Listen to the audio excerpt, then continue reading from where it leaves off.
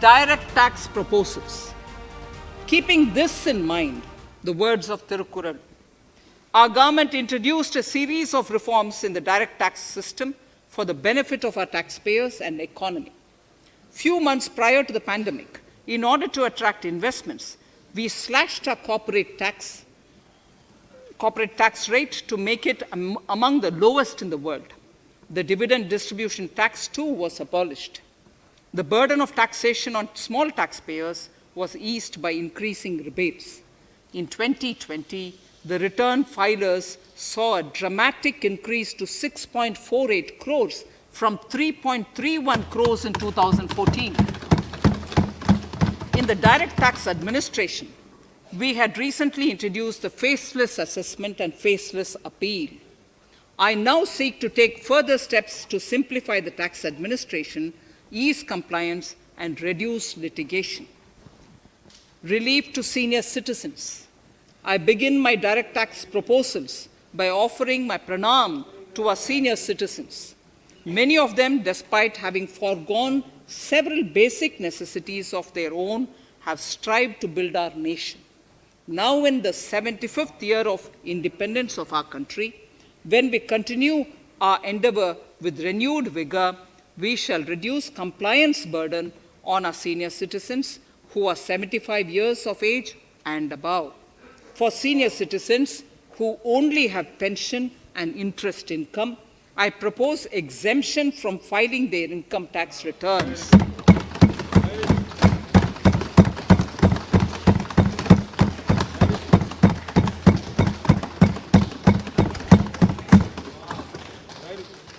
The paying bank will deduct the necessary tax on their income. Reduction in time for income tax proceedings. This is a very key announcement, if you ask me.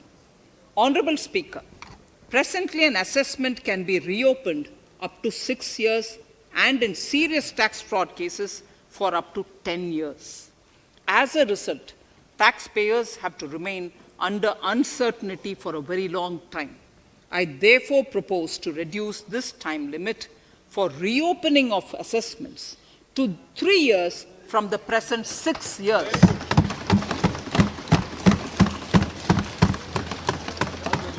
In serious tax evasion cases too, only where there is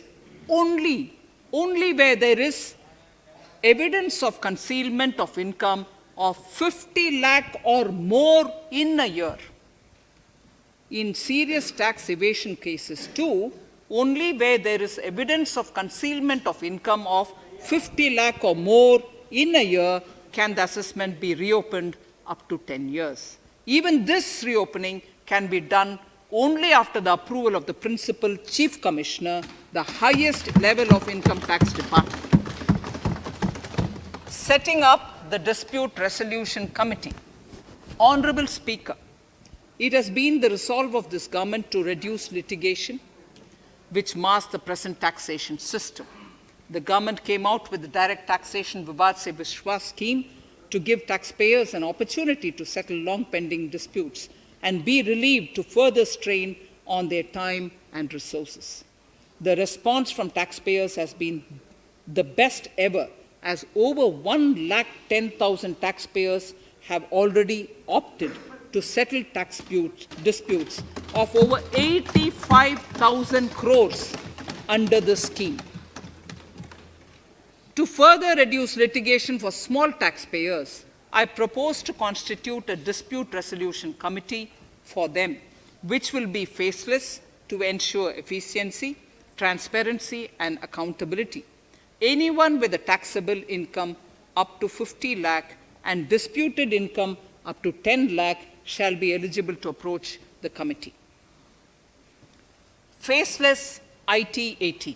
For ease of compliance and to reduce discretion, we are committed to make the taxation processes faceless. The government has already introduced faceless assessment and appeal this year. The next level of income tax appeal is the Income Tax Appellate Tribunal. I now propose to make this tribunal faceless. We shall establish a national faceless Income Tax Appellate Tribunal Center All communication between the tribunal and the appellant shall be electronic. Where personal hearing is needed, it shall be done through video conferencing. Relaxations to NRI. When non-resident Indians return to India, they have issues with respect to their accrued incomes in their foreign retirement accounts. This is usually due to mismatch in taxation period. They also face difficulties in getting credit for Indian taxes in foreign jurisdictions. I propose to notify rules for removing their hardship of double taxation. Exemption from audit. Currently, if your turnover exceeds 1 crore, you have to get your accounts audited.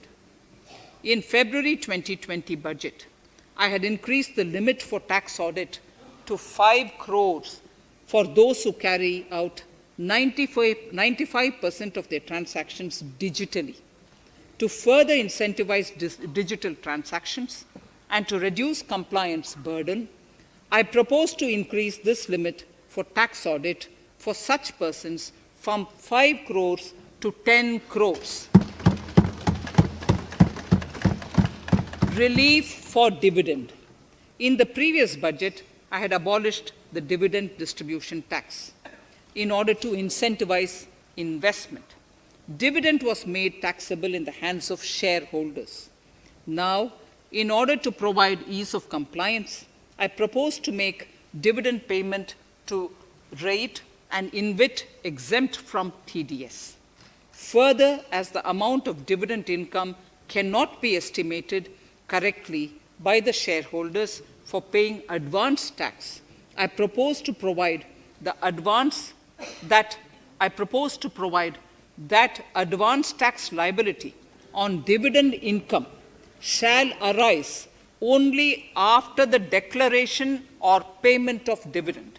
Also, for the foreign portfolio investors, I propose to enable deduction of tax on dividend income at lower treaty rate. Attracting foreign investment into infrastructure sector. In the last budget, for attracting foreign investment in the infrastructure sector, we had granted 100% tax exemption, subject to certain conditions, to foreign sovereign wealth funds and pension funds on their income from investment in Indian infrastructure. We have noticed that few of such funds are facing difficulties in meeting some of the conditions. In order to ensure that a large number of funds invest in India, I propose to relax some of these conditions relating to prohibition on private funding, restriction on commercial activities, and direct investment in infrastructure. In order to allow funding of infrastructure by issue of zero-coupon bonds, I propose to make notified infrastructure debt funds eligible to raise funds by issuing tax-efficient zero-coupon bonds. Affordable housing